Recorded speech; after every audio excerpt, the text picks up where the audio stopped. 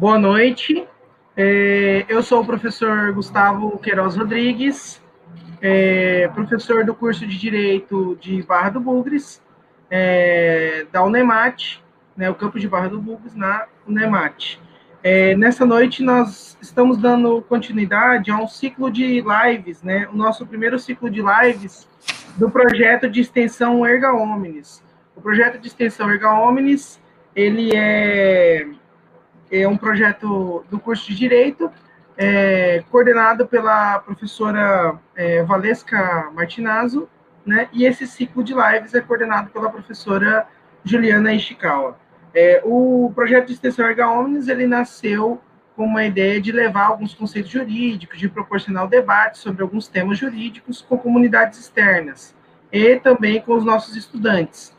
Então, há uma parceria com a turma especial ao qual esse projeto é vinculado, com a turma de Direito Brasnorte, né? É um curso, é uma turma não regular, né? Uma turma especial, então só tem uma turma que está cursando, né? Eles estão tendo aulas, uma turma especial.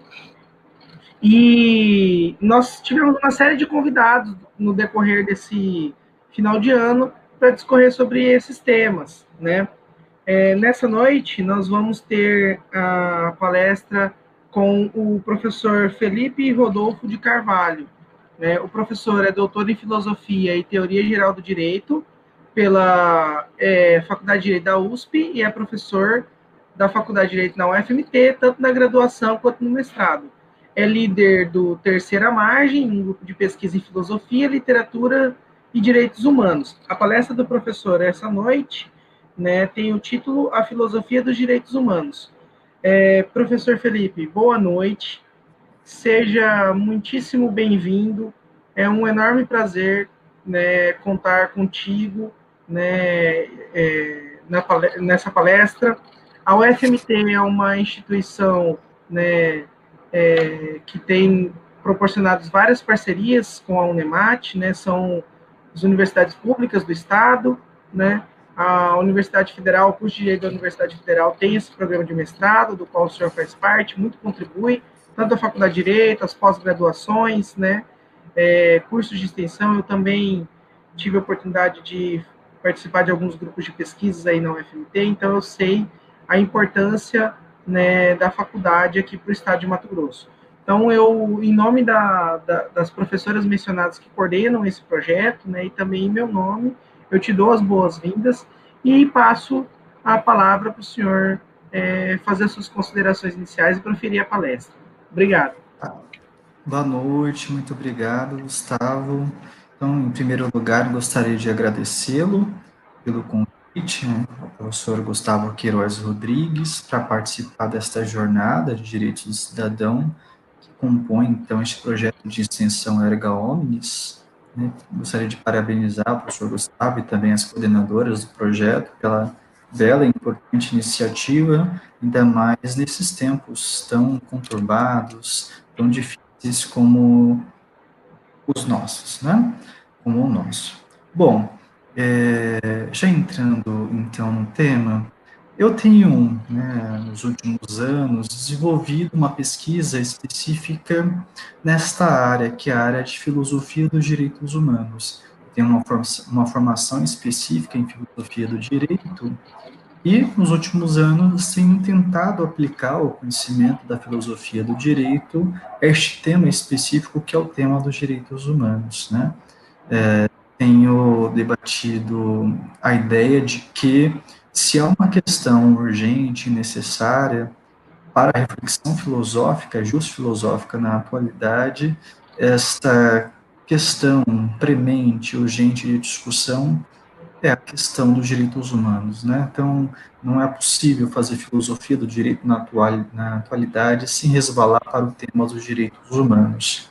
Eu poderia, nessa noite, falar um pouco sobre o que significa a filosofia dos direitos humanos, mas eu acho que talvez seja importante a gente discutir um ponto específico, né, que integra o objeto temático da filosofia dos direitos humanos, que é o tema da dignidade humana. né?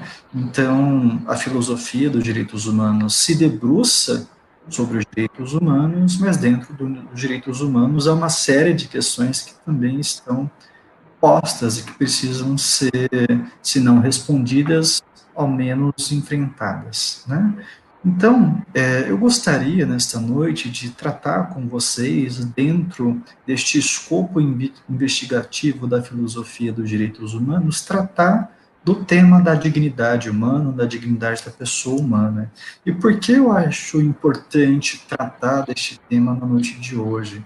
Bom, o que a gente percebe, sobretudo nós que pertencemos ao mundo do direito, mesmo que não é que essa expressão, né, dignidade, ou dignidade humana, ou dignidade da pessoa humana, se transformou num conceito jurídico central, né, para o direito, né.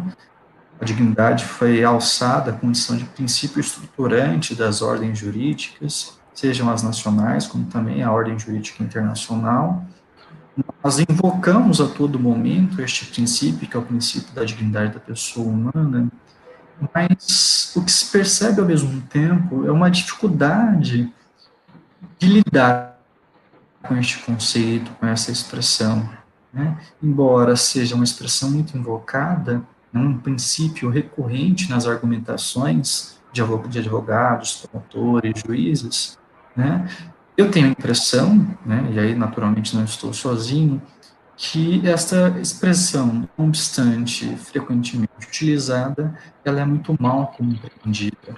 Então, se eu pergunto para um advogado, para um juiz, para um promotor, né, o que significa dignidade da pessoa humana, né, salvo raras exceções, eu tenho a impressão de que a pessoa ficaria um tanto quanto embaraçada na tentativa de responder o que significa essa tal dignidade. Será que, no final das contas, né, essa expressão não passa de uma expressão de enfeite, né, de um termo elegante, de um colírio jurídico que entrou na moda do direito, ou será que fundo e próprio, né, que está por detrás dessa noção, tá? É lógico que tratar de dignidade é já tratar dos direitos humanos na medida em que se reconhece que a dignidade é o fundamento dos direitos humanos. Mas o que é que fundamenta a própria ideia de dignidade?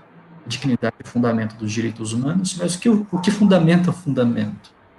Está por detrás desta ideia de dignidade.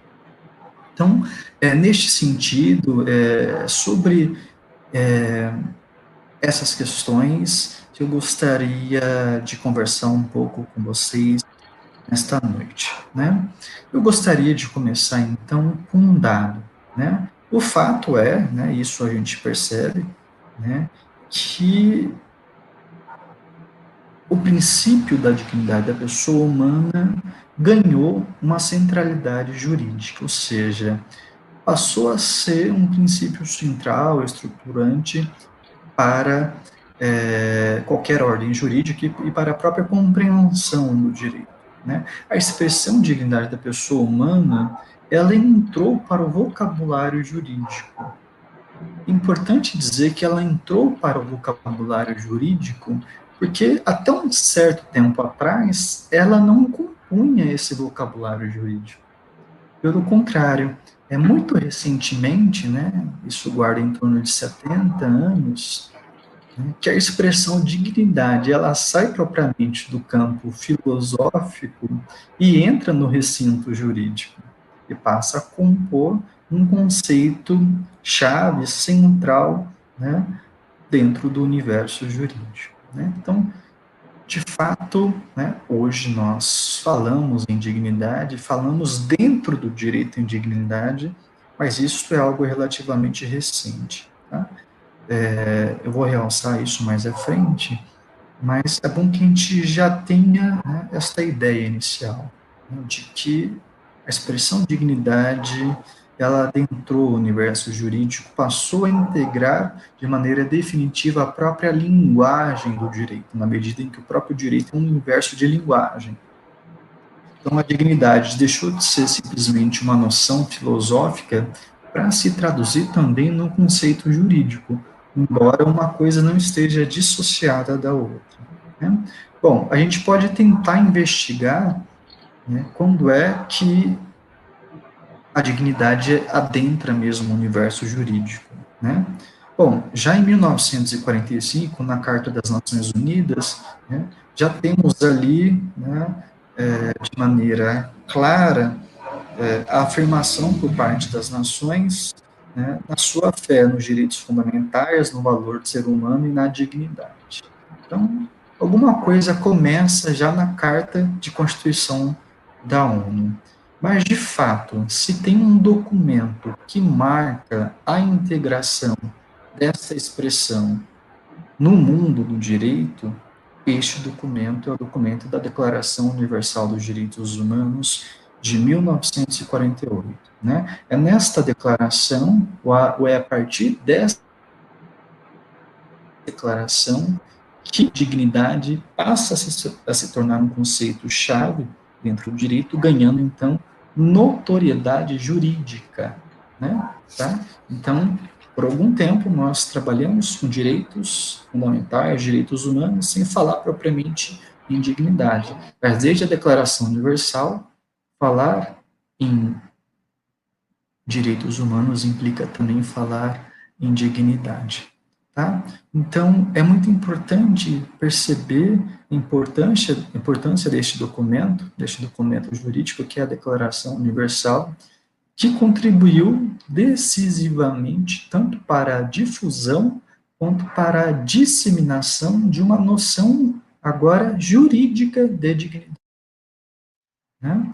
Bom, se a gente olhar a Declaração Universal, a gente vai perceber que nela a expressão dignidade aparece várias vezes. Mas há dois comparecimentos que são fundamentais. Se olharmos o primeiro considerando do preâmbulo, e se olharmos também o primeiro artigo da declaração, nós notaremos que a expressão dignidade lá consta.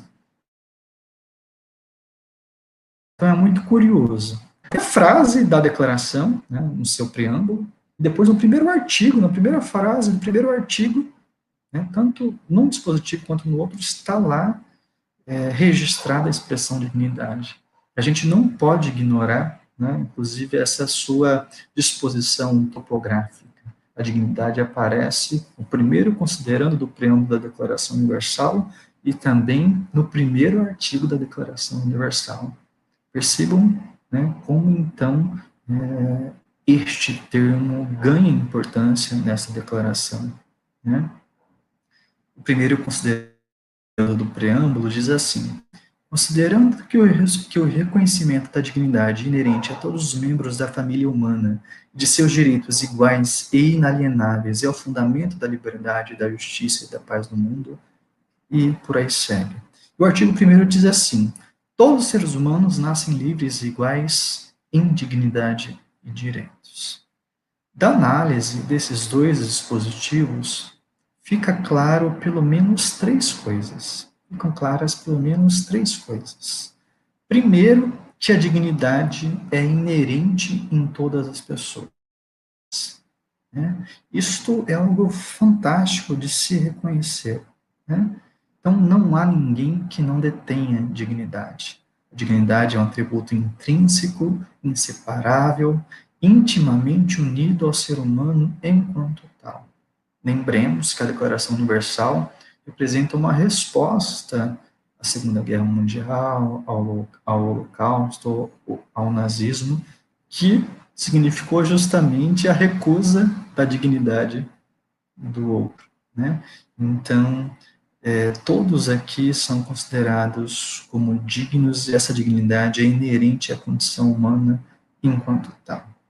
Mas a Declaração Universal não diz simplesmente que a dignidade é inerente a todas as pessoas, mas diz também que a dignidade é igual em todas as pessoas. Isso também é muito importante. Significa que não há ninguém que detenha mais dignidade do que outro.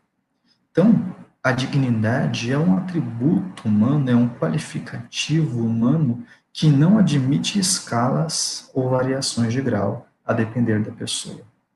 A dignidade é igual, portanto, é algo que aproxima e não diferencia as pessoas. Isso é muito importante reconhecer. E por fim, né, a Declaração Universal deixa muito claro também que a dignidade é o fundamento dos direitos humanos. Então, todos os direitos humanos, né, em sua variedade, em sua multiplicidade, encontram sua fonte última de inspiração na ideia de dignidade.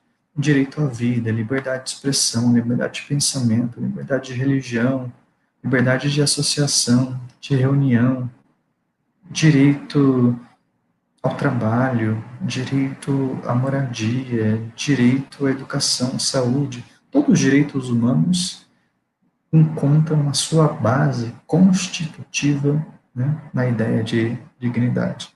Todos os direitos humanos são derivações da dignidade da pessoa humana, né? Então, a Declaração Universal é este documento que marca a migração da noção filosófica de dignidade para o mundo do direito, quando então ela se inscreve em documentos jurídicos para se tornar também um conceito de direito. Tá? Bom, nós temos muitas constituições ao redor do mundo, em torno de 194 constituições. Pelo menos 149 delas consagram o princípio da dignidade da pessoa humana. Né? Vejam como não é pouca coisa. Então, a Constituição, que é o principal documento jurídico de um país, né, a maior parte das constituições do mundo, né, carregam, né, de maneira expressa este princípio, que é o princípio da dignidade da pessoa humana. Tudo isso, gente, para demonstrar para vocês, né, como de fato a dignidade passou a se tornar algo chave ou central para o direito. Né? Logicamente que estamos falando aqui das constituições democráticas que apareceram após a Declaração Universal. A Declaração Universal tendo sido, então, até mesmo essa fonte de inspiração, não só para outros tratados internacionais, mas também para as cartas de direitos constantes das constituições democráticas. Né? No nosso caso, no caso brasileiro, a dignidade, a expressão dignidade aparece muitas vezes, mas sua principal aparição se dá no artigo 1º, inciso 3º, em que consta a dignidade da pessoa humana como fundamento da República Federativa do Brasil. Isso pode parecer banal, repetitivo, mas não é. Vejam a importância de um inciso, né, do artigo 1º como este. Vejam que a dignidade aparece no primeiro artigo da Constituição.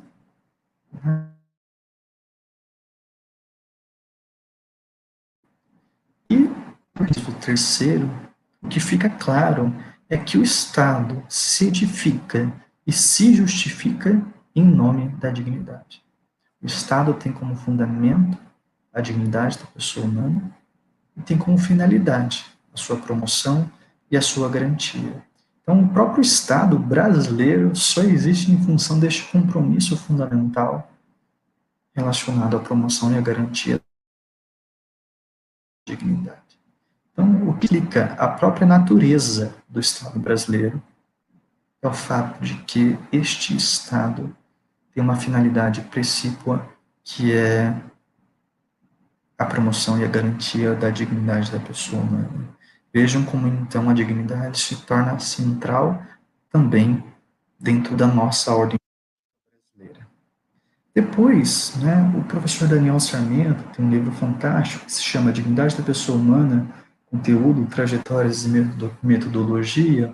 Ele fez uma pesquisa, né, em 2015, quando ele lançou o livro, ele aponta também para o fato de que este conceito, esta expressão dignidade da pessoa humana, né, ela é tão central que, naturalmente, os tribunais brasileiros a invocam com uma tremenda frequência. Né? Então, né, no final de 2015, que né? E aqui ele faz só um resumo, considerando alguns tribunais superiores, e ele diz que, bom, até 2015, numa pesquisa eletrônica, né, no site dos tribunais superiores, poderia se constatar que o STF invocou o princípio da dignidade da pessoa humana 301 vezes em acórdãos e 2.554 vezes em decisões monocráticas. O STF, né, invocou o princípio da dignidade da pessoa humana em 854 acórdãos e, vejam, em 24.467 decisões monocráticas. E, para surpresa nossa, no TST, 96.315 vezes foram invocadas, foi invocado o princípio da dignidade para fundamentar alguns acordos, né? E o mesmo princípio da dignidade foi invocado em 6.962 decisões monocráticas, né? Vejam a envergadura desses dados, tudo a demonstrar como, de fato, o princípio da dignidade da pessoa humana não ficou circunscrito à disposição normativa da Declaração Universal e das Constituições, no nosso caso, da Constituição de 88, mas passou mesmo a ser invocado até mesmo pelos tribunais superiores ao decidirem as questões que são a eles levadas, né? Então, o que a gente pode perceber é que, sem dúvida alguma, este conceito migrou do campo filosófico para o mundo do direito, ganhando, então, centralidade jurídica, mas é possível dizer que o princípio da dignidade humana enfrenta um contraste. De um lado, temos a sua centralidade jurídica irrecusável, e de outro lado, temos uma situação, no entanto, de grande ineficácia social deste princípio, né? Vejam um contexto de países periféricos como o Brasil, né? Nós assistimos aqui um grande contraste entre uma altissonância jurídica da dignidade e a triste realidade da dignidade, demonstrando que a consagração positiva da dignidade talvez não tenha representado um autêntico compromisso, sobretudo dos Estados, no sentido da sua efetivação, né? Nós podemos falar do caso brasileiro, né, mas podemos lembrar também que a dignidade está consagrada em constituições de países como a Síria, Afeganistão, Sudão, Somália, né? Nesses países, a dignidade também está consagrada positivamente, tanto quanto no Brasil, né? Não obstante sua centralidade jurídica, o que se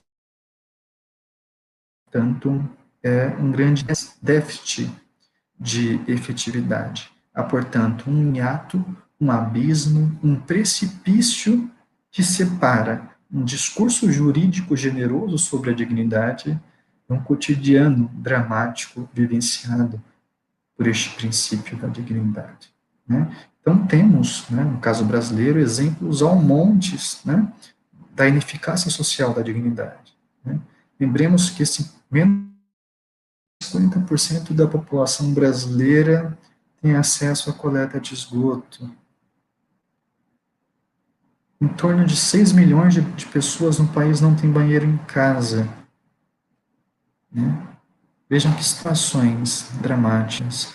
Vejam a quantidade de jovens negros periféricos que são sumariamente executados, né, pela mera condição de serem jovens negros periféricos, o que faz deles, supostamente, aos olhos da polícia, suspeitos. Vejam a condição de acessibilidade ou de falta de acessibilidade nas cidades, o que atrapalha a vida das pessoas com deficiência. Vejam a situação dos idosos maltratados, crianças abandonadas, indígenas cujas terras são invadidas, mulheres vítimas de violência, Vejam as situações das pessoas em situação de rua, desabrigadas, escorraçadas e aviltadas a todo momento. Né? Vocês devem saber que o Estado brasileiro, com frequência, é condenado pela Corte Interamericana de Direitos Humanos por ofensa à violação dos direitos humanos. E o pior é que o Estado brasileiro, além de não impedir as violações, com frequência não investiga essas violações e, pior ainda, não pune os culpados. Né? Lembremos os crimes cometidos na ditadura que são acobertados pela lei da anistia. Né? Nesta tentativa do Estado brasileiro de blindar o passado, né, de esquecer o horror, né, de matar a memória histórica daquilo que já se passou, em termos de tortura, em termos de assassinatos, enfim, né, de crueldades praticadas por agentes que atuavam até mesmo em nome do Estado brasileiro. Então, eu gostaria de apontar, em primeiro lugar, para este ato, para este contraste entre uma centralidade jurídica do princípio da dignidade e a sua grande ineficácia social, sobretudo se olharmos para a realidade brasileira. Bom, este é um dos problemas enfrentados pelo princípio da dignidade da pessoa humana. Né? Foi um avanço reconhecer que é um princípio jurídico, não simplesmente uma noção filosófica. Mas ainda não foi suficiente consagrá-la positivamente, uma vez que este princípio é a todo momento, né, desprezado, violentado, né, na nossa dramática realidade brasileira. Este é um problema enfrentado pelo princípio da dignidade, que é a questão da sua ineficácia social. De outro lado, temos um outro problema, que é o problema da sua indeterminação semântica. Né? Isto é, aparentemente, né, ninguém ousa levantar a mão para se colocar contrário a este princípio. Em tese, está todo mundo a favor do princípio da dignidade da pessoa humana. Né? Mas será que esse consenso em torno do princípio da dignidade da pessoa humana implica num autêntico, num verdadeiro consenso? Será que temos aqui um falso consenso? Ser a favor da dignidade, simplesmente por ser a favor da dignidade, não implica muita coisa. A questão é que conteúdo atribuímos a essa expressão, como a definimos, que sentido ela detém quando a utilizamos. O que é, no final das contas, dignidade? Dignidade da pessoa humana. Temos aqui um problema de interpretação. Como ninguém sabe muito bem o que significa a dignidade da pessoa humana, inclusive nós, juristas, queremos a todo momento aplicá-la e utilizá-la, né? Este princípio acaba se tornando facilmente instrumentalizável, né? Ou seja, lados rivais defendem posições opostas, invocando o mesmo princípio da dignidade.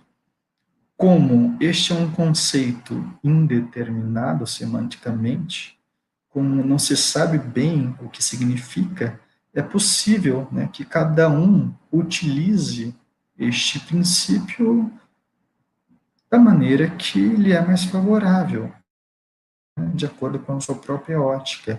Daí a sua instrumentalização. Na medida em que não se tem um conteúdo fixo e certo e determinado do que seja a dignidade, ela se torna então facilmente instrumentalizável, que compromete, no entanto, a sua própria capacidade de solucionar controvérsias, fazendo com que ela acabe sendo arrastada para a condição, talvez, de uma fórmula vazia, de uma noção flácida, de um conceito manipulado. Né? Vejam, é lógico, falar em dignidade, né, este conceito invoca uma série de emoções, de imagens.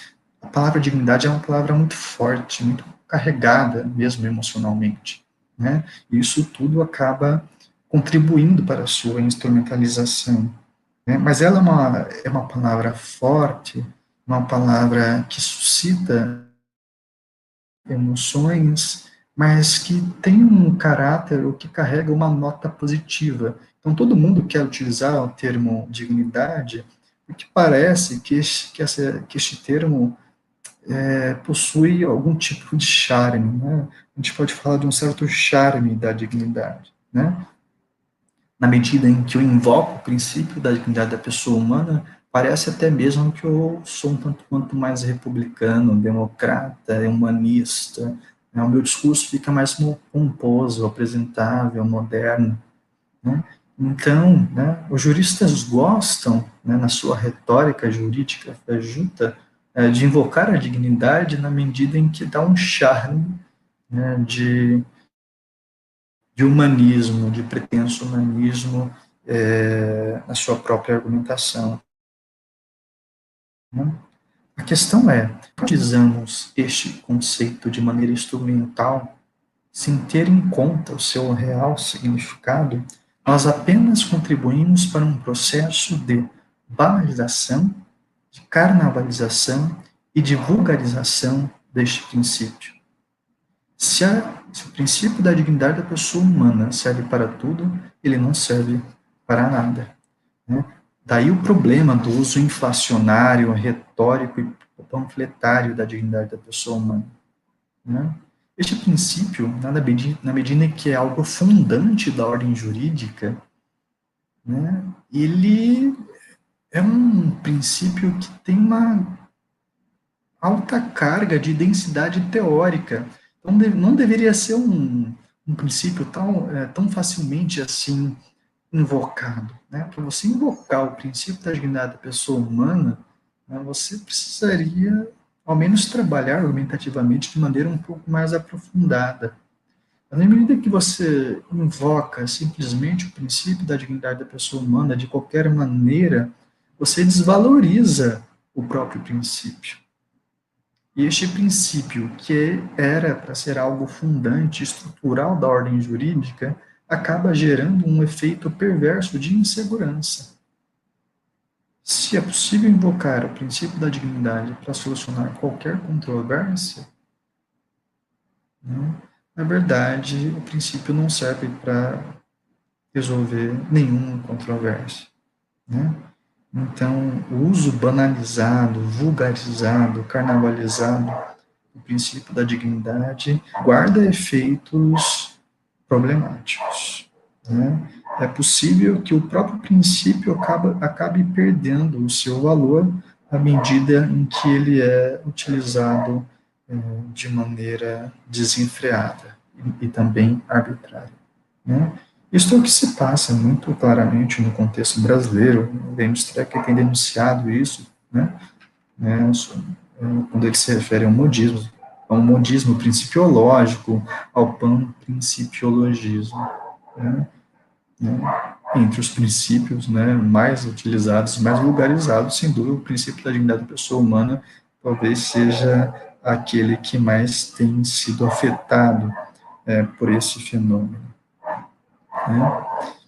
Então, é por isso que é importante a gente tentar definir ou encontrar as raízes significativas do princípio da dignidade da pessoa humana, né? Eu tenho a impressão que os juristas ainda têm uma grande dificuldade de tentar definir o princípio. De fato, não é algo tão simples assim de ser realizado. E, no entanto, se nós não queremos que este princípio seja banalizado e vulgarizado, nós vamos precisar, então, encontrar, né, a sua fonte de sentido, o seu fundamento. É lógico, então, que o conceito jurídico de dignidade, ele, para ser explicitado, precisa, para que nós explicitemos um possível conceito jurídico de dignidade, é necessário que nós remontemos as suas origens, né? Que podem ser também religiosas, mas que são, sobretudo, filosóficas, né? Então, eu acho que a atualidade reclama, né, um trabalho filosófico, né, de busca do sentido do princípio da dignidade, né? É algo que o direito por si só não consegue resolver, né? que, neste sentido, o direito precisa das contribuições da filosofia do direito, de maneira específica da filosofia dos direitos humanos, que estuda também o princípio da dignidade da pessoa humana. Né? Eu costumo apontar, né, a título didático, que se nós quisermos, então, entender, né, o que significa o princípio da dignidade da pessoa humana, nós precisaremos notar de 3 deslocamentos semânticos que ocorreram ao longo da história deste conceito. Né? É bom lembrar que não só o homem tem a história, né, mas tem os conceitos criados pelos homens também são históricos. Então, há uma história dos conceitos. Né? Então, talvez seja necessário fazer uma recapitulação da história deste conceito, né? O conceito de dignidade, né? Sobretudo aqui, né, pensando nas suas matrizes religiosas e filosóficas. Né? Como estava dizendo, eu entendo que passamos de maneira muito didática por 3 deslocamentos históricos. Esses 3 deslocamentos históricos e semânticos, né, no conceito de dignidade. Ou seja, este conceito se atrelou ao longo do tempo a 3 fundamentos distintos. A dignidade nasce atrelada à noção de status, tendo como fundamento a noção de status. Depois, a dignidade passa a ter como fundamento a noção de autonomia. E, por fim, num deslocamento que está ocorrendo na atualidade, a dignidade passa a encontrar como fundamento a noção de vulnerabilidade. Então, estou propondo a existência de 3 deslocamentos semânticos em torno da ideia de dignidade.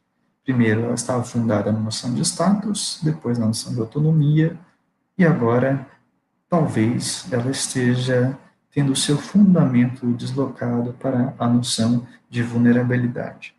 Né? E eu gostaria, então, de falar rapidamente sobre esses deslocamentos. Né? Bom, a noção de dignidade já integra, de algum modo, o mundo antigo. Né? Os filósofos gregos já ressaltavam a superioridade dos homens em face de outros seres.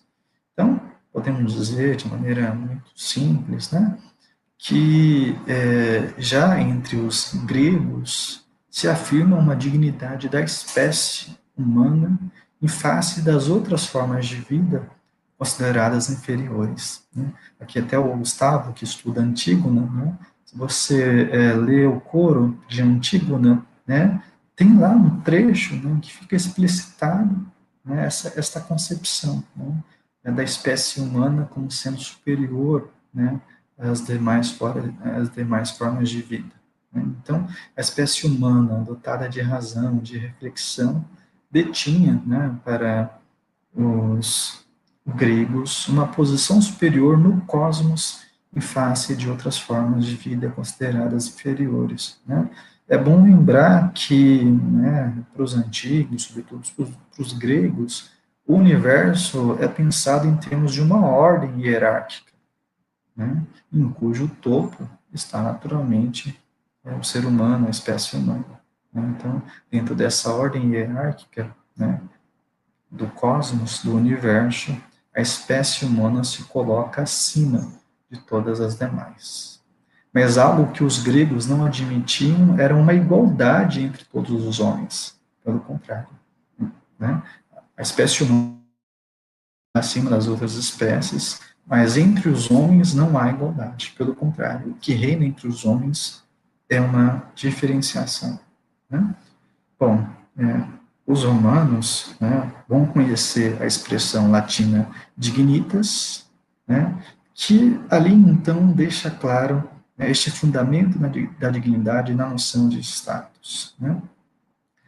Entre os humanos, dignidade remete à ideia de um status superior, a uma posição diferenciada. Né? Em Roma, a dignidade era usada para indicar um alto prestígio oficial decorrente do exercício de uma função pública de importância. Né? Então, era o posto social, o papel exercido pela pessoa dentro da sociedade, a função por ela desempenhada, que marcavam a sua condição de dignidade, de mais ou de menos dignidade. Né? Dignidade estava muito relacionada à noção de persona. Né? Persona era a máscara utilizada pelos atores gregos no teatro, né? Mas que simbolicamente remete ao posto, ao personagem, aos papéis que nós ocupamos também na vida social, as máscaras que nós utilizamos. Né? Então, algumas pessoas detêm máscaras de maior importância e, portanto, são considerados como maior, detentores de uma dignidade especial. Né? Costumo pedir, quando eu dou aula para meus alunos, olharem um dicionário, né? Para verificarem o que está lá no verbete dignidade. E se, né, olharem, né, no dicionário verbete dignidade, a gente vai perceber que, né, as principais definições que constam da maior parte dos dicionários associam dignidade a algumas ideias de nobreza, honra, distinção, grandeza, aristocracia. Né? Todas essas ideias que sondam a noção de dignidade, né, estão muito próximas desta noção de status. Né? A dignidade é um atributo que marca a distinção de alguém, seu caráter superior e elevado em face dos demais. Né? Isso já se verifica entre os romanos, mas se estende até a Idade Média. Né? A dignidade remete ao reconhecimento social dirigido a certas pessoas que pertencem à nobreza, às corporações de ofício, às universidades. Então, tudo isso é interessante dizer para que fique claro que a dignidade não nasce, tal como diz a Declaração Universal, como algo que é inerente a todas as pessoas e tampouco como algo que é igual em todas as pessoas. Pelo contrário, a dignidade depende da posição social, do status. Se depende do status, se depende da posição, então nem todos são igualmente dignos. Né? Então, o que marca, né, essa primeira fase do conceito é o fato de que a dignidade é, então, um instrumento de diferenciação entre as pessoas. Ela nasce como uma noção, ao mesmo tempo, particularista e hierarquizante. Ela hierarquiza as pessoas a sujeitos superiores e outros inferiores. A quem detenha mais e a quem detenha menos dignidade. Né? Bom, quando que isso começa a sofrer abalos? Né? Sem dúvida, o cristianismo representou um primeiro abalo, né, a esta noção inicial de dignidade. Né? Na Bíblia consta que todos fomos criados à imagem e semelhança de Deus, somos únicos e insubstituíveis diante do Pai, do juízo final. Né? Em cada um de nós há algo de divino, uma centelha divina, né? De modo que, então, há algo de elevado igualmente em todos nós, na medida em que somos imagem e semelhança de Deus. Com o cristianismo, a ideia de dignidade já deixa de ser, né, uma noção que hierarquiza e diferencia as pessoas. Mas, de fato, é só com a modernidade, com o advento do iluminismo, especialmente com a obra de Kant, que se operará um deslocamento semântico, né, neste conceito, nessa noção de dignidade. Né?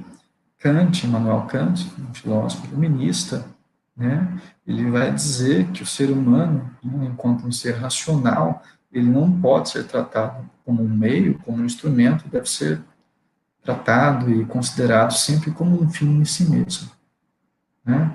O Isto significa, entre outras coisas, que o ser humano detém um valor intrínseco que independe da sua própria posição social.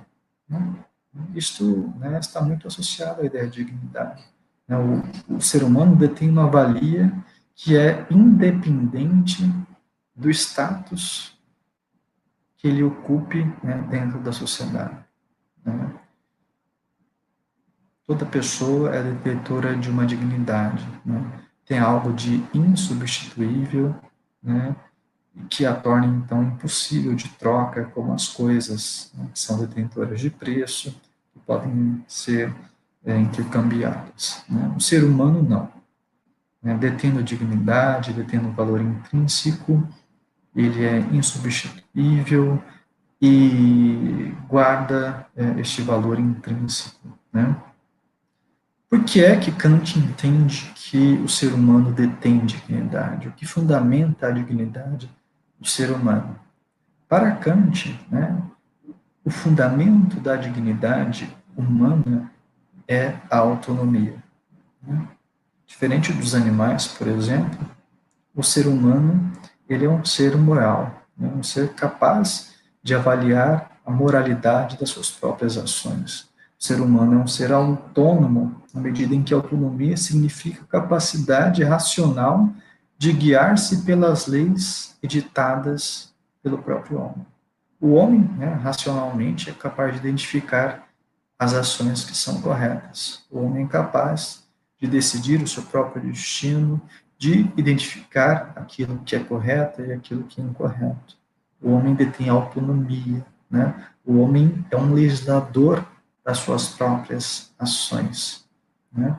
O homem, em tese, não precisa da religião, ou mesmo nem deveria precisar do Estado, né? As normas jurídicas, elas são heterônomas, são normas, né, que são promulgadas por um terceiro para dirigir as nossas ações. Né? O ser humano, né, se ele usasse a sua racionalidade, pensa Kant, ele poderia, né, então, dirigir de maneira autônoma a sua própria vida. Né?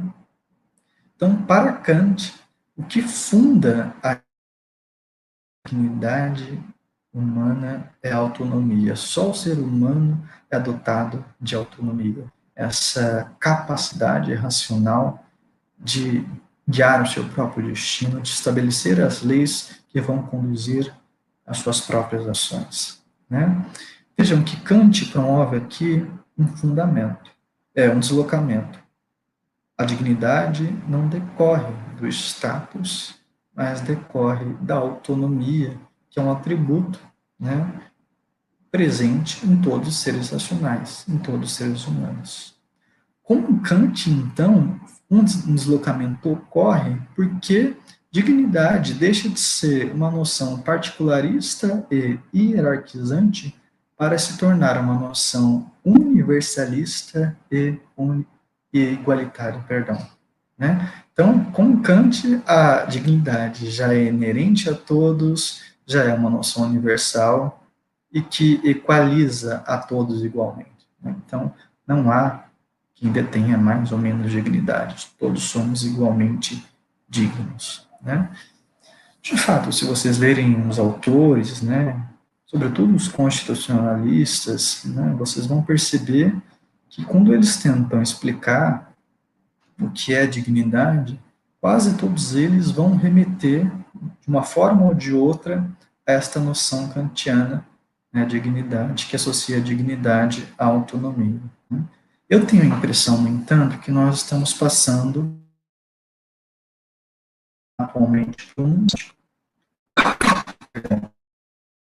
justamente a autonomia como fundamento do direito da dignidade. A questão está em que, será que de fato somos seres autônomos? Será que o que marca o ser humano enquanto tal é o atributo da autonomia, da sua racionalidade, o seu intelecto, a sua reflexividade, a sua memória, a sua capacidade de pensar e fazer ações deliberadas? Será que isso é o que marca, de fato, a própria condição humana? Ou será que a autonomia é muito mais uma exigência, um ideal a ser alcançado, do que um fato? Né? Alguns autores, né, sobretudo filósofos, como Emmanuel Levinas, que vai influenciar também outras filósofas, né, como Corinne Peluchon, Judith Butler, né, que defende que o que marca, na verdade, a condição humana não é a autonomia, mas, pelo contrário, a vulnerabilidade. Né? Isso talvez seja facilmente constatável. Do nascimento até a morte, o que marca, o que define, o que caracteriza a condição humana é o fato de que nascemos e morremos atravessados por esta condição vulnerável. Né? Não sei se vocês sabem, mas etimologicamente, vulnerabilidade, o vulnerável, vem de vulnus, vulneris, significa lesão, ferida. Então, vulnerável é aquele que é suscetível a ser ferido, suscetível a ser lesionado, atacado, afetado. Né? A vulnerabilidade, então, tem a ver com essa suscetibilidade humana a ser, de algum modo, afetado negativamente, né, pelo outro. Né? Vejam a condição do recém-nascido. Né? Será que o recém-nascido, ele nasce, né, como a Declaração Universal diz, né? A Declaração Universal começa assim, né? Eu já disse um pedaço para vocês, mas assim, todos os seres humanos nascem livres e iguais em dignidade e direitos, são dotados de razão e consciência, né? Bom, será que nascemos livres e iguais em dignidade e direitos? Será que somos plenamente dotados de razão e consciência, né? O recém-nascido simboliza de maneira exemplar o fato da vulnerabilidade humana na medida em que o recém-nascido nasce completamente indefeso, seu destino estando inteiramente entregue e dependente da acolhida de alguém. Né? O recém-nascido, a criança que acaba de nascer, nasce, por assim dizer, jogada no mundo, né? Numa relação de extrema dependência para com a humanidade que a rodeia. Né? Então, já o recém-nascido desconstrói, né, essa pretensão racionalista de conceber o homem.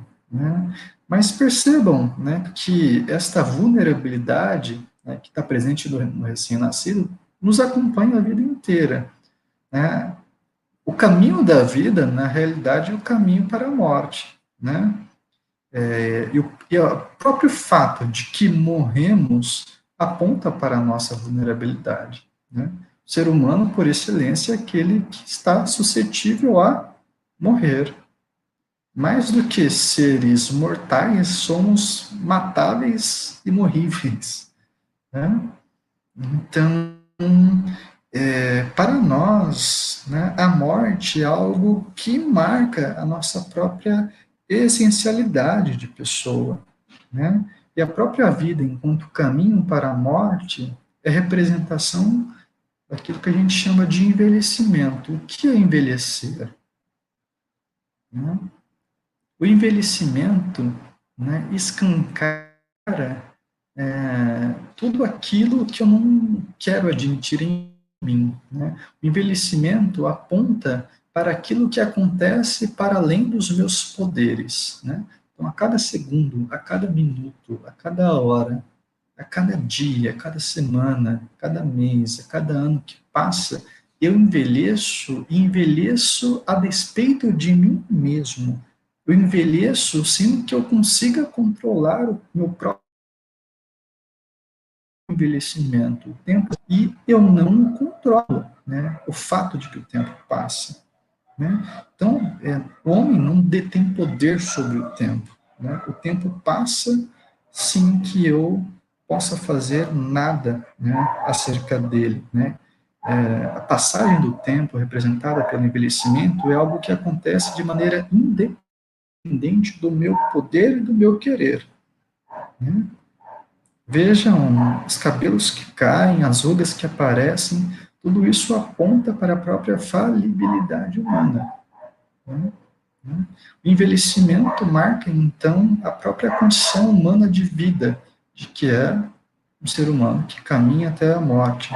E a morte, ela é muito exemplar, porque ela comprova que o poder humano não é absoluto, tampouco o saber humano não é absoluto. A morte paralisa, coloca em questão tanto o poder do homem quanto o saber do homem. Por que a morte coloca em questão o poder do homem?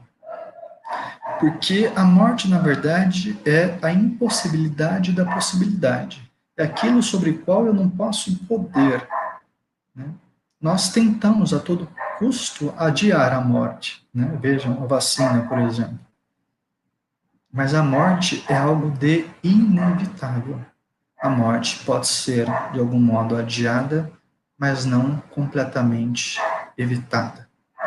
Então, é algo de inevitável. Por isso, ela paralisa o poder humano, que pode a razão humana contra a morte. E mais, a morte paralisa não só o poder do homem, mas também paralisa o saber humano. Por quê? Porque, além de inevitável, a morte é incompreensível. Há uma tentação humana que é a tentação de saber. O homem, por excelência, é um animal curioso. Por isso ele tateia, por isso ele caça em termos de conhecimento. Mas a morte é aquilo que o saber humano não alcança. Por isso a morte, se pudéssemos defini-la, significa mistério.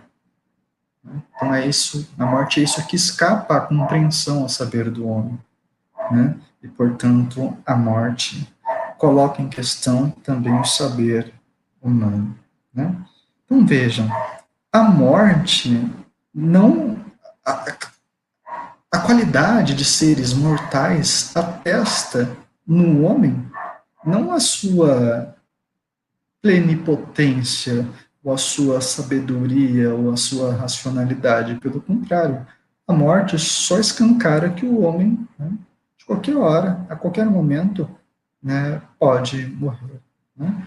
Então, a morte atesta o fato de que o homem, a qualquer momento, pode ser lesionado, pode ser ferido, pode ser afetado, pode ser violentado, tal ponto que ele se dilua enquanto tal, né? Tal ponto que ele mesmo possa desaparecer, né? Bom, naturalmente que há vulnerabilidades que acompanham, né, qualquer pessoa, são as vulnerabilidades pessoais, mas há também vulnerabilidades sociais, ou seja, vulnerabilidades são criadas, que são produzidas, que são fabricadas pelo próprio corpo social. Né? Então, a marginalização, o preconceito, a discriminação, a violência, o ódio, né? Tudo isso só acentua, né, as vulnerabilidades pessoais que já existem. Né? O direito tenta contornar essas vulnerabilidades, mas ele não dá conta de eliminá-las na sua completude. Né? Bom, vejam que se a gente parte da ideia de que o ser humano é, antes de tudo, vulnerável e não autônomo, então, o que funda a minha dignidade é a minha própria vulnerabilidade. Né? Por que é que eu sou digno de direitos? O que me faz digno de ser respeitado, de receber consideração, se não o fato de que eu sou um ser vulnerável, sujeito a toda sorte de ofensas, de humilhações, de violações. Né? Veja que se eu penso a dignidade como fundada na vulnerabilidade, eu penso a dignidade como tendo um sentido relacional. Ou seja, a dignidade é algo que depende do reconhecimento do outro. Então, a dignidade me é dada, me é reconhecida, me é restituída por alguém com quem estabeleço relações. Alguém, diante da minha vulnerabilidade, reconhece ainda assim em mim mesmo alguém que merece respeito e consideração. Então é o próprio fato do caráter miserável do homem que funda, né, a sua mais alta condição. Né? Então, pensando assim, né, é na fragilidade humana que se levanta, né, a sua própria dignidade. Né? O seu caráter mais elevado decorre daquilo que há nele de mais baixo, mais frágil, mais miserável. Né? Bom, se a gente pensa a dignidade a partir da vulnerabilidade, a gente consegue justificar a existência de direitos humanos universais, mas também a gente consegue justificar até mesmo a existência de direitos humanos a grupos específicos. Na medida em que a vulnerabilidade se acentua, alguns direitos especiais se tornam necessários. E aí explicamos também os direitos humanos dos grupos vulneráveis, né, como crianças, adolescentes, mulheres, refugiados, negros, homossexuais, assim por diante. Né. A gente pode ir além, né, porque, de fato, a vulnerabilidade traça, né, a essencialidade humana, mas ela também está presente entre os animais e a natureza. Né. O animal pode sofrer maus tratos. A natureza pode ser também aviltada. Então, a vulnerabilidade torna possível uma comunidade de direitos, né? Não só entre humanos, mas também, né, todas as formas de vida, né, na medida em que elas são vulneráveis. Né? Bom, já caminhando para o final, eu gostaria de, então, realçar algo que eu mencionei lá atrás. Né? Bom, é curioso como, apenas de maneira relativamente recente, é que o discurso da dignidade da pessoa humana tem encontrado o discurso dos direitos humanos. Por um longo tempo, as lutas em torno dos direitos humanos foram feitas sem que se levantasse expressamente, né, o princípio da dignidade. De fato, é após a Declaração Universal que se entende que lutar por direitos humanos é também lutar pelo respeito, né, à dignidade, né, da pessoa humana. Então, há um encontro tardio entre esses dois conceitos de dignidade da pessoa humana e de direitos humanos. Só muito tardiamente se compreendeu, né, de maneira nítida, como a dignidade funda os próprios direitos humanos. Não obstante este encontro tardio, a gente precisa reconhecer, e aqui eu sigo de perto Jürgen Habermas, que sempre houve, né, uma inspiração perene dos direitos humanos com base na dignidade. Então, muito embora, né, esses dois conceitos tenham trabalhado de maneira relativamente distante por um bom tempo, né, é lógico que toda vez que se lutava por justiça, que se lutava contra a dor e contra o sofrimento, na verdade se estava lutando, né, em prol do reconhecimento da dignidade da pessoa humana. Né. Bom, nesse sentido, né, positivar direitos humanos fundados na ideia de dignidade, né, significa avançar, né, para aquilo que também Jürgen Habermas chama de uma utopia realista. Então, gostaria de fechar dizendo que, né, os direitos humanos fundados na ideia de dignidade da pessoa humana podem representar para nós hoje, né, esta ideia, a ideia de uma utopia realista, né, né? O mundo, como devem saber, ele costuma ser tratado, analisado e pensado pelos autores como um mundo em que as grandes narrativas apareceram, que as grandes ideologias também se diluíram, ou seja, há poucos consensos universais na atualidade. Né? A condição do sujeito humano atual é a condição de um sujeito humano desbussolado à medida que as grandes referências, né, religiosas, ideológicas, as grandes referências de visão de mundo desapareceram e os seres humanos estão livres para decidir o seu próprio destino com base nas mais diversas, nas mais diversificadas opiniões, visões. Né? O mundo atual é um mundo, então, da pluralidade, da multiplicidade. Né? Parece que praticamente não há mais grandes consensos em torno dos quais a própria humanidade está se sinta à vontade para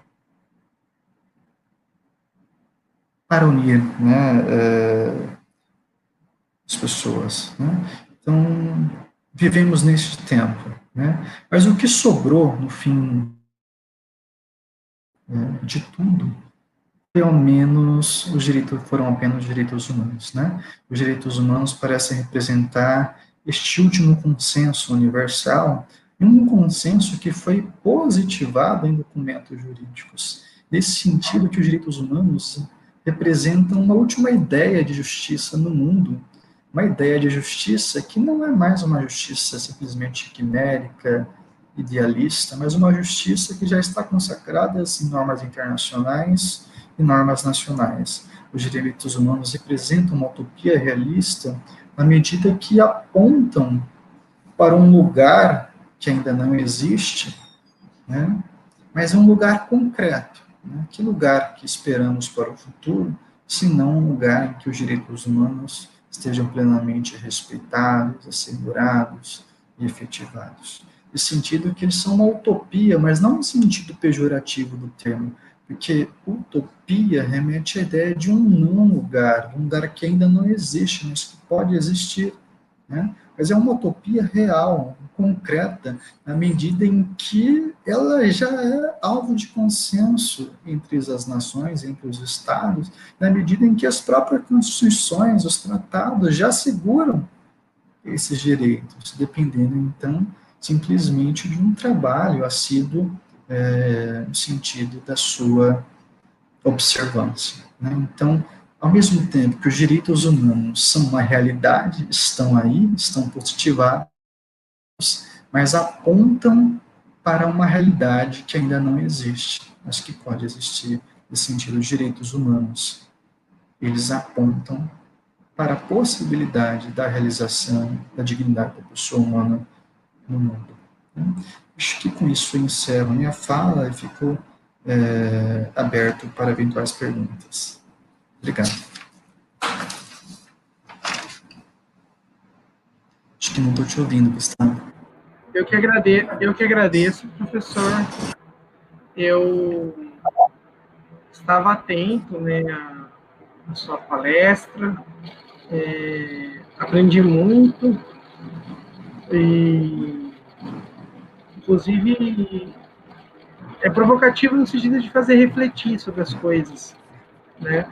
Então, essa questão da vulnerabilidade, né, me provocou várias ideias ou maneiras de enxergar, né, de pensar de modo diferente o que é o normal, o regular, vamos dizer assim, quando se trata do estudo da dignidade da pessoa humana, né? Eu sei pelo currículo do professor, que eu tive o cuidado de olhar, né, que o senhor é um estudioso, tem publicações no professor, eu não sei a pronúncia correta, se é Levinas ou não. É Levinas, isso. Mas o filósofo Levinas, né? Achei muito interessante, principalmente porque acho que vamos colocar assim, numa boa parte dos cursos de direito, né, devido também a uma série de fatores, mas a quantidade de estudos ou ao enfoque que é dado essas disciplinas de filosofia, ou de filosofia jurídica, teoria do direito, enfim, né, não é um autor que normalmente é estudado, porque fica-se mais nos clássicos, né? Em alguns autores que são mais conhecidos ou que têm um reconhecimento pela academia, talvez, né? Então, por si só, já foi um grande mérito, né, pessoalmente, né, compreender esse conceito e, com isso, já perceber algumas construções que podem ser feitas a partir daí. Né? Esse conceito de vulnerabilidade, eu trabalho com ele, né, dentro do processo penal, inclusive uma construção que alguns autores fazem do preso no processo penal como uma pessoa vulnerável, né? Porque por mais que a dignidade ela não deixe de existir, ela vai continuar presente na condição de todos os humanos, né? Um senso comum ou uma praxis assim ainda existe de que aquele que é preso não tem mais direitos, né? Ou não deveria ter mais direitos. Então há algumas discussões nesse sentido. E os direitos assim básicos, integridade corporal, né, dignidade sexual, a própria vida, né? Então, nesse trabalho na execução penal e no processo penal, ou seja, presos provisórios e presos definitivos, né, é uma luta para efetivar esses direitos fundamentais, esses direitos humanos, né, porque estão assegurados pela legislação brasileira, mas no plano internacional, né, várias cartas de direitos humanos asseguram. E principalmente o preâmbulo, né, a começar dali, em sala de aula, quando eu vou tratar um pouco, fazer um retrospecto sobre a história, né, em criminologia, em direito penal, processo penal, enfim, eu costumo falar, olha, a Declaração dos Direitos do Homem, né, ela vem da declaração, ela vem da Revolução Francesa, e a Revolução Francesa foi um massacre, né? Guilhotinou-se muitas pessoas, não havia um devido processo, vamos dizer assim, porque a pessoa era sumariamente executada em vários casos, né? Então, pelos relatos que a gente vê nos livros de história, era realmente um banho de sangue, né? E também quando eu falo da Declaração da Independência Americana, que eles também colocam como auto-evidentes alguns direitos, dentre eles a liberdade. Mas os pais fundadores dos Estados Unidos tinham escravos, né? Então a liberdade para quem, né? Liberdade para eles, né? Que se viam como iguais, etc. Então me remeteu a esse individualismo ou esse classismo, essa hierarquia que o professor comentou, né? Que é uma fase anterior, né? Talvez um primeiro conceito disso, né? Dizer, olha, realmente tem, mas não é para todo mundo. Né? Então não é auto-evidente para o escravo, pelo menos naquele momento, eles olharem e perceberem isso. Assim como o professor mencionou dos gregos e dos romanos, que também tinham a escravidão era tratada pelo direito, e só não, tem a lei, e a lei diz que tem escravos, então vamos seguir. Esse parâmetro de a lei escrita e os direitos humanos, ou direitos ligados a um justnaturalismo, evidentemente que esse conceito ele vai se transformando, foi o que me acendeu essa centelha para gostar de Antígona. Então, eu estudei Antígona no meu primeiro semestre da faculdade, em Introdução ao Estudo do Direito. Então, quando foi me apresentado o conceito de direito positivo, direito natural, o primeiro conflito, o primeiro registro disso na literatura, aquilo me marcou profundamente, né? E principalmente porque Antígona, no decorrer dos meus estudos, eu fui percebendo o papel social dela nos períodos de autoritarismo, nos períodos de ditaduras pelo mundo inteiro, e é essa parte que eu também, um dos enfoques que eu pretendo abordar na minha pesquisa. Então, eu fiquei muito feliz de recebê-lo hoje, professor, para termos as contribuições que o senhor fez. Fico mais feliz ainda de saber que o senhor está na UFMT, está no grupo, faz parte do corpo docente, né, e também do programa de pós-graduação, né? Acredito que seja fundamental essa discussão dentro da academia. E eu vou linkar esses comentários que eu estou fazendo com a pergunta que a professora Juliana fez ali no chat. A professora Juliana Ishikawa fez a seguinte pergunta: como restaurar o valor desses conceitos, a dignidade da pessoa humana e direitos humanos, em tempos de retrocesso? Esse é um desafio, né? Antes de responder a pergunta da professora Juliana, vou fazer alguns comentários sobre sua fala. Né? Primeiro, fico feliz, né, de que pelo menos tenha te colocado a pensar, a refletir. Eu acho que é justamente esse o papel da filosofia dos direitos humanos, né, se pelo menos colocar num ponto de interrogação aí, né, em algo que a princípio parecia auto-evidente, né? Porque a princípio, quando fala de direitos humanos, dignidade, parece que todo mundo sabe o que é, né? O papel da filosofia é colocar um ponto de interrogação aí, demonstrando a necessidade de uma reflexão um pouco mais aprofundada. Né? E, de fato, eu acho que o termo vulnerabilidade tem se tornado um conceito-chave para o direito de maneira geral. Você menciona o caso do direito penal, mas dentro do direito civil é uma obra da Cláudia Lima Marques, com Bruno Miragem. Se não me engano, o livro é O Novo Direito Privado e a Proteção dos Vulneráveis, né? Em que se faz uma releitura do direito privado a partir da noção de vulnerabilidade. Então, vejam a potência ressignificativa deste conceito, que é o conceito de vulnerabilidade. Né? Por isso que eu acho que ele cada vez mais vai se tornando um conceito central, até mesmo para entender quaisquer discussões dentro do direito. Né?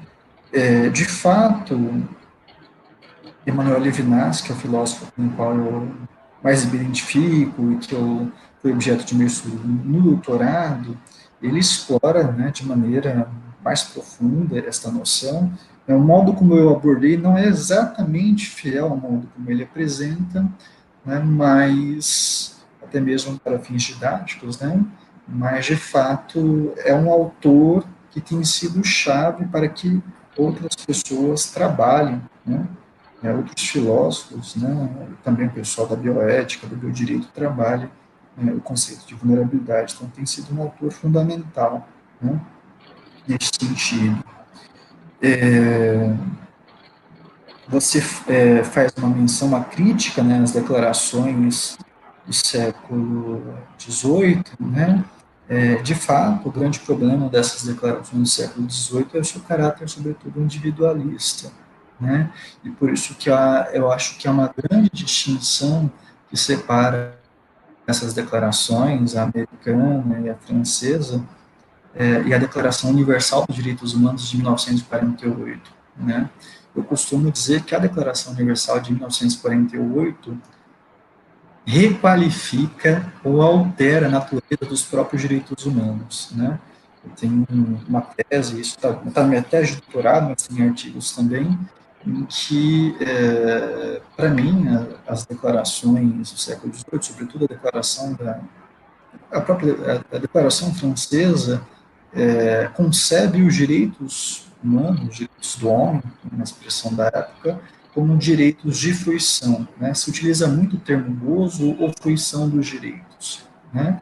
E a fruição é uma modalidade de relacionamento com as coisas que se dá de maneira individual e exclusiva. Né? A fruição é um modo de lidar com os direitos que implica uma negação da alteridade.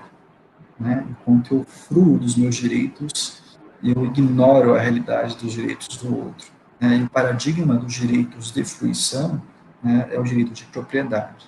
Né? A propriedade é o direito que marca o padrão de compreensão de todos os outros direitos que constam nas declarações americanas e na declaração francesa.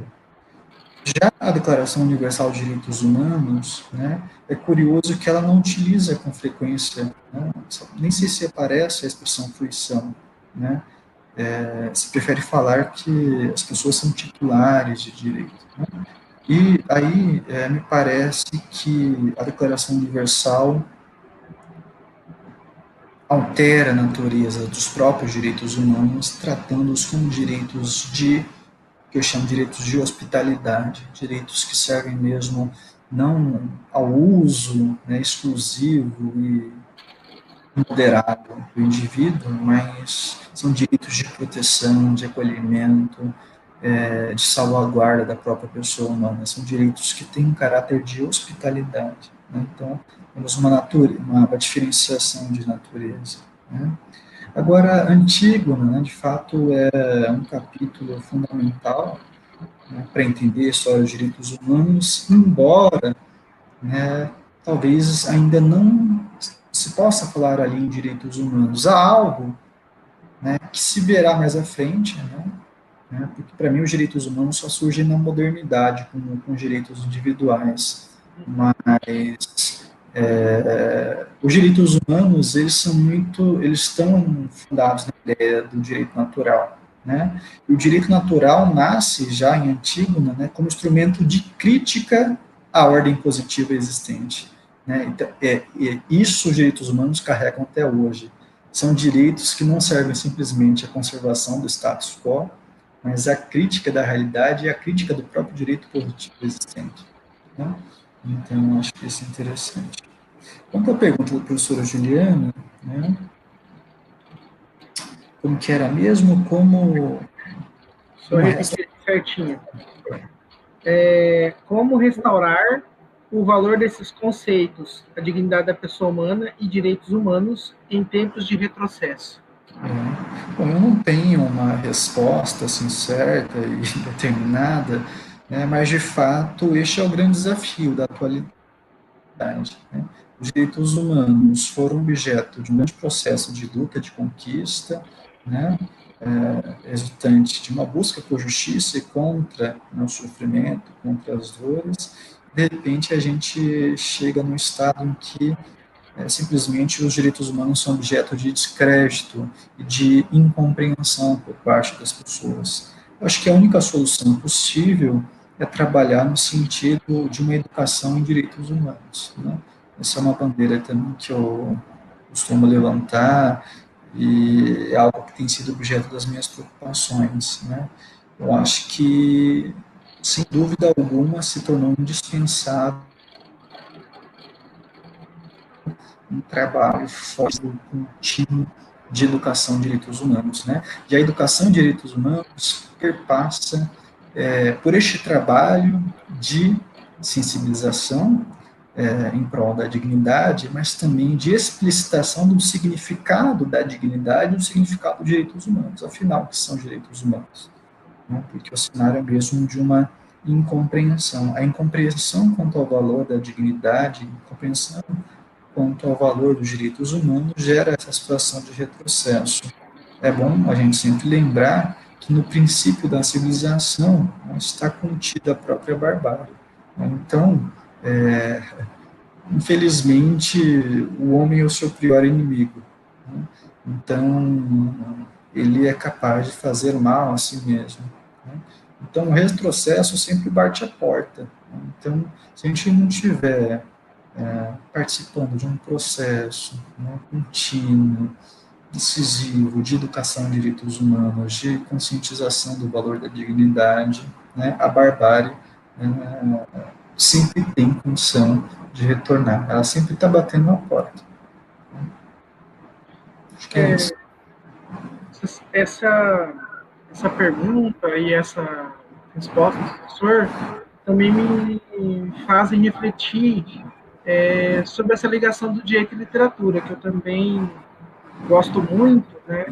E há o autor, né, o professor Antônio Cândido, que tem um livro não, um texto, né, que é o direito à literatura, que ele vai trazer essa questão da humanização através da literatura, né, como se fosse um direito fundamental da humanidade ter acesso a essas produções, para ter contato com esses outros elementos que estão alheios só àquela vida, só aquilo que a pessoa conhece, aquela realidade palpável que ela vê. Então, o livro, as histórias são capazes de te levar para N lugares e experimentar situações que talvez você não conseguiria, de fato, ou porque são fictícias, ou porque por N questões materiais, por exemplo, né, conhecer o mundo, etc. E na minha primeira aula, né, geralmente com uma turma, eu trabalho alguns textos, poesias, né? E eu falo, por exemplo, uma delas que é passada é a do Bertold Brecht, né? Famoso por N razões, né? Dramaturgo, mas tem a poesia dele, aquela conhecida, primeiro levaram os negros, eu não me importei porque eu não era negro, levaram os comunistas, eu não me importei porque eu não era comunista. Um contexto assim, que me vem com relação a esse desmonte, sabe? Que as pessoas tentam manter alguns poucos privilégios ou agem de forma classista e não percebem que esse desmonte pode levar a um grande desastre, né? No sentido de que o direito ele é uma luta constante, como o professor bem colocou, né? E esse retrocesso, essa vedação de retrocesso que a gente tem no plano teórico, né? Como princípio dos direitos humanos, inclusive, né? É um dever ser, mas assim, em vários países, ou revoluções, ou períodos autoritários, retiram esses direitos. Então, a diligência, né, no sentido de resistência e de luta, não só pelo meu, né, mas por todos esses direitos, né, esse arcabouço que a humanidade morreu para conquistar, né, foram frutos de revoltas, de lutas, de pessoas que se dedicaram a isso e isso morre numa canetada. Então, guardadas as devidas proporções, a gente tem, por exemplo, a Justiça do Trabalho, né, que nós tivemos alguns retrocessos nesse sentido, né, e o direito penal nós temos uma luta aí constante, porque traz esse discurso que o professor colocou um pouco de usar os direitos humanos para tirar os direitos humanos. É quase que você usar a dignidade da pessoa humana para retirar a dignidade de outra pessoa, como se fosse incompatível. Por exemplo, os direitos da vítima no processo e os direitos do acusado no processo, eles não são incompatíveis. Eu não preciso violar o devido processo penal ou aplicar uma pena cruel ou uma pena degradante para que a vítima tenha a sua dignidade resguardada, vamos colocar assim, acautelada, restaurada, Sim. etc. Então, se é que é possível dizer isso, né? Mas, enfim, num sentido de que pode-se fazer as duas coisas, né? Ou se pensar uma maneira de fazer as duas coisas, e não, olha, o réu ele vai ser julgado sem nenhum direito, porque isso é o melhor para a vítima. E aí esse discurso ele era latente, ele existia de uma maneira, ele sempre existiu na verdade, mas ele era minoritário, ele era mais escondido ou disfarçado, vamos dizer assim. E aí, em razão dessa, podemos dizer assim, uma onda conservadora política ou reacionária, para quem usar o termo conservador na sua raiz, dizer não, as pessoas não são conservadoras, né? Mas esse um discurso extremista, né, de retirada de direitos. E no Brasil a gente teve, ou ainda está tendo, enfim, né, discursos nesse sentido, e eu acho que essa palestra e esse sobre os direitos humanos são essenciais, professor, para discutir isso. Então, só para amarrar minha fala, para não ficar solto, é só uma construção para complementar o que o senhor tinha dito e mostrar mais uma vez a necessidade de estudar e de discutir esses assuntos, principalmente na academia, porque o senso comum, né, ele às vezes ele invade a academia, né, mas aqui dentro a gente tem que fazer esse discurso e inverter a ordem, fazer com que esse discurso saia da academia. Não que o senso comum entre aqui, mas que a gente leve. Então, essa importância que o senhor deu na educação de direitos humanos, eu também penso, concordo inteiramente contigo, que é fundamental. A gente tem que levar isso para fora, né? Esse vídeo ele vai ficar gravado, ele vai ficar à disposição, outras pessoas vão poder ver em outro momento, não necessariamente aqui ao vivo, mas ele, de certa maneira, cumpre também um pouco esse papel. A gente fazer palestras nas escolas, tentar difundir esse assunto, né?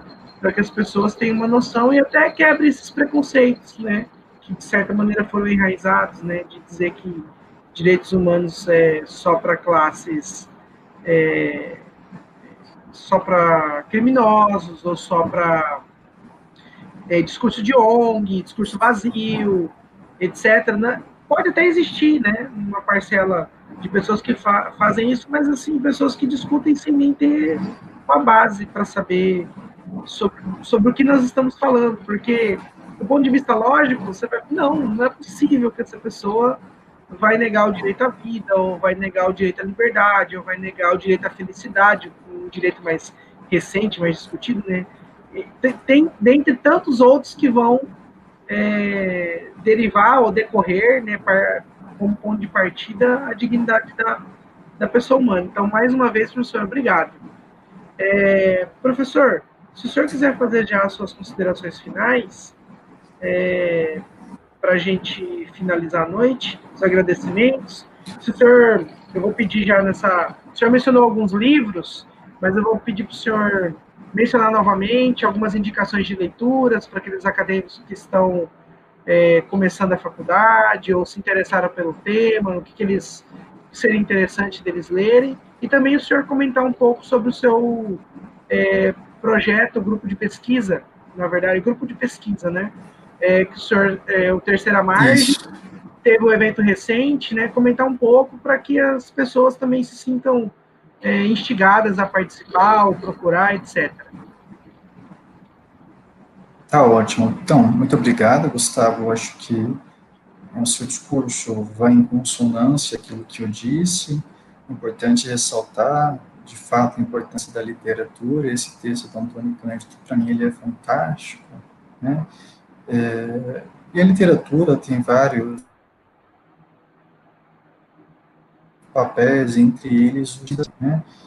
Se o Holocausto foi possível, se a barbárie foi possível, e ainda hoje é possível, se atos desumanos são cometidos hoje, em todos os lugares, em todos os momentos, isso se deve, em grande escala, ao fato da frieza humana. Né? Então, algo que traça a personalidade dos carrascos, dos algozes, é o fato da sua frieza, da sua insensibilidade. Então, nesse sentido, a literatura promove um processo de resistência à frieza. Né? Então, nesse sentido, a literatura ela humaniza o ser humano. Né? E a própria educação em direitos humanos deve estar acompanhada do contributo da literatura, pelo fato de que a educação em direitos humanos não é um trabalho simplesmente de exercício da razão, né, ou de treino da razão. Não, a educação em direitos humanos não se confunde com uma instrução em direitos humanos. Né? Ela exige um trabalho de sensibilização das consciências e dos corações. Né? Este trabalho de sensibilização ele é importante, uma vez que, né, como você bem pontuou, nós não podemos depositar todas as nossas fichas, todas as nossas esperanças no direito. Né? O direito, né, no modo como nós o concebemos, o modo como nós o organizamos, ele se dá, né, sobretudo através de textos escritos, né, que podem ser muito bem rasgados de uma hora para outra. Então, é muito possível outra ordem jurídica seja instaurada, que todos os direitos, né, já conquistados desapareçam. Né? Nós temos assistido, de fato, inclusive, na ordem jurídica brasileira, esse processo de desmonte de direitos, né, esse processo de perda de direitos, né? O que nos aponta para o fato de que nós precisamos ter em mente de que a positivação não significa uma garantia de que os direitos humanos estarão definitivamente assegurados para todos e para sempre. Né? É muito fácil que alguém queira retirar direitos de todos nós. Né? Então, o desmonte está sempre a um passo de acontecer também. Né? Então, quando a proteção do direito desaparece, o que resta é apenas a consciência humana sensível à causa humana, né? Então, por isso que eu penso os direitos humanos mais do que simplesmente direitos positivos, normas jurídicas, penso os direitos humanos mais como uma disposição, uma sensibilidade, uma disposição para o humano de entender, né, esta exigência de respeito e de consideração, né? Então, algo, né, nesse sentido que eu queria falar, né, para contribuir com a sua fala, né? Você pediu algumas dicas de leitura, né? Então, eu gosto muito desse livro, para quem quiser conhecer um pouco mais do princípio da dignidade da pessoa humana, o Daniel Sarmento, Dignidade da Pessoa Humana, Conteúdo, Trajetórias e Metodologia. Boa parte da minha fala se baseou na própria estrutura do professor Daniel Sarmento, mas incorporando também outras referências, né?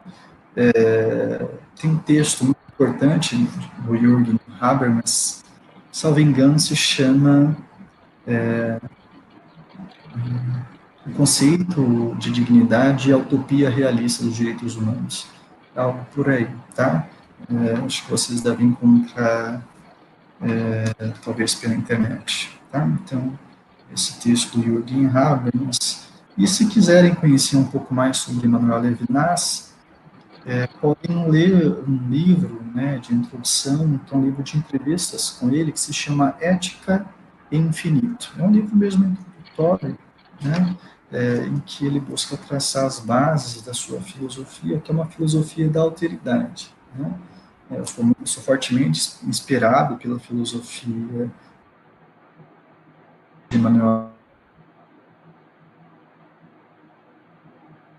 mas penso em principais questões jurídicas tendo como ponto de partida, né, uma preocupação fundamental com a figura do outro, né? Então, minha própria tese de doutorado foi nesse sentido, de repensar o próprio conceito de direito a partir, né, desta preocupação com a alteridade, né, que me levou a defender a tese de que o direito deve ser mais concebido do que como responsabilidade do que como liberdade.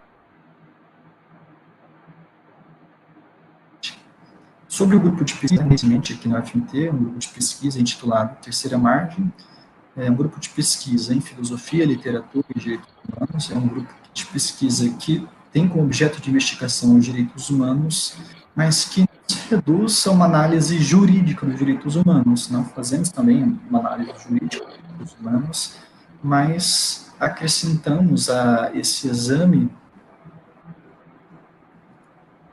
os contributos das abordagens literárias e filosóficas, né? Então, trata-se de repensar, né, os direitos humanos a partir das contribuições da filosofia e da literatura, né? Fizemos, semana passada, o primeiro encontro nacional de filosofia, literatura e direitos humanos, com o professor Eduardo Bittar, né, que fez uma palestra que teve como tema direitos humanos e sensibilidade estética, né, que ele tratou o papel da arte, né, neste processo de sensibilização de direitos humanos, né, e aí entra o papel da literatura, mas também o papel do cinema, do curta-metragem, o papel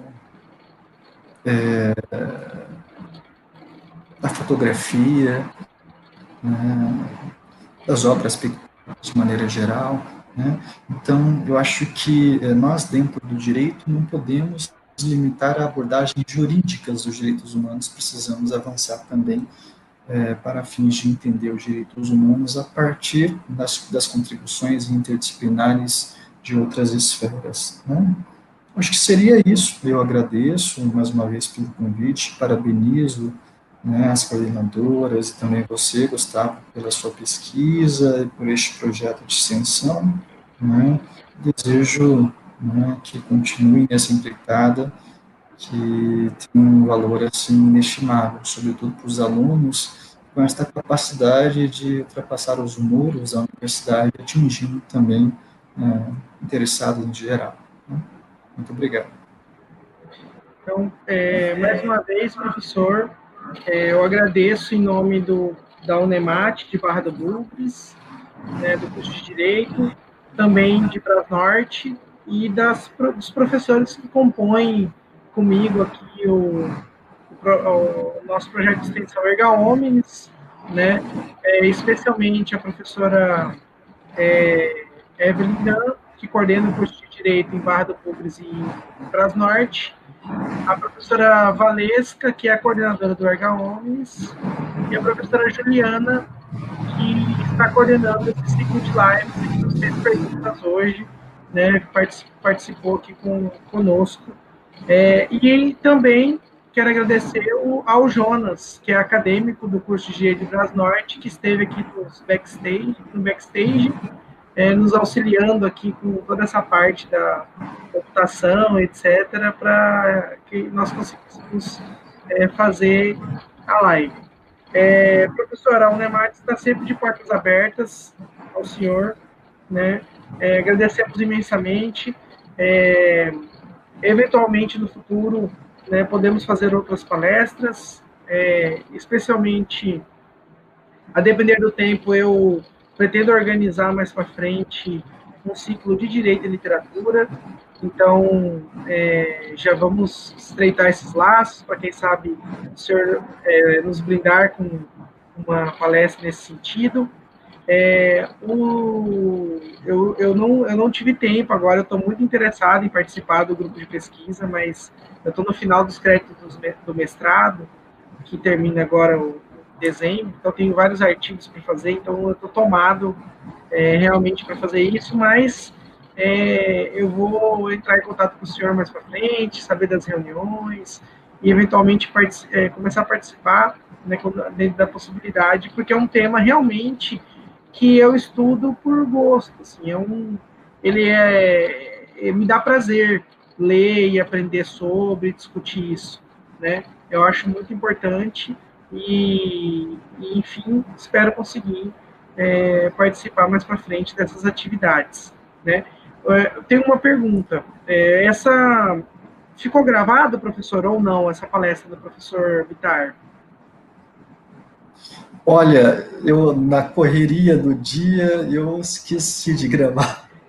Na verdade, lá tá falando que não ia gravar, tava falando que ia ser pelo Zoom, normalmente não grava, mas eu falei, vou perguntar porque, enfim, às vezes ele postou em algum canal, pretende e tal. Eu deveria ter gravado, mas na correria do dia eu poderia ter gravado pelo Meet, né, de onde nós transmitimos. Mas, de fato, eu falhei, né, espero não cometer essa falha da próxima vez. Né? Mas Não, agradeço o interesse. Tem uma parte boa que as pessoas comparecem ao evento, né, quando não é gravado, sim, porque sabe que é como se fosse um evento real, né? Você participa ao vivo e etc. Né? Mas, enfim, então, feitos esses agradecimentos, eu dou boa noite a todos, agradeço aqueles que puderam assistir, a quem for assistir depois, né?